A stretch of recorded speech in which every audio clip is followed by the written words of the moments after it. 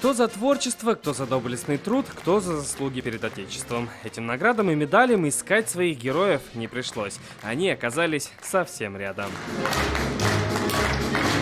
Галина Тагирова выбрала совсем не женскую профессию электрогазосварщика и не ошиблась. В этой сфере она четверть века. Сегодня заслуженная медаль за доблестный труд. А куда без сварки? Без нее никуда.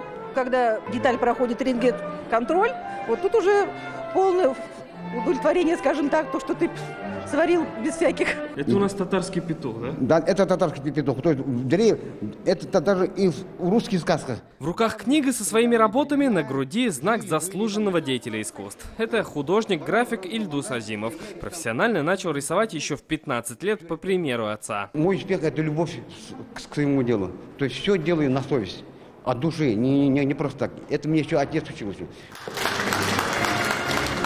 Выходить на главную сцену и под аплодисменты ему не привыкать. Виль Усманов сегодня получил звание народного артиста республики. Артист-вокалист в искусстве уже 27 лет. Каждый год у него больше 150 концертов. Я, конечно, постараюсь своим творчеством доказывать каждый год, что я достоин этого большого звания и благодарен судьбе. Та самая судьба сегодня собрала в одном зале токарей, артистов, учителей, ветеранов труда и руководителей предприятий. Один из них – Альфред Шагабуддинов. Его работу отметил президент страны.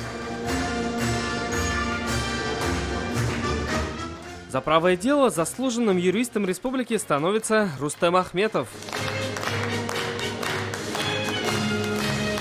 Государственные награды сегодня получили 48 татарстанцев. Я искренне от души поздравляю всех тех, кто сегодня приглашен в Казанский Кремль для получения высоких наград страны, Российской Федерации и нашей республики.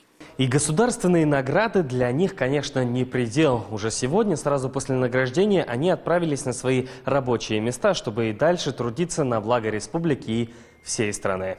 Слава Тухмадуллин, Марат Зайдуллин, ТНВ, Казань.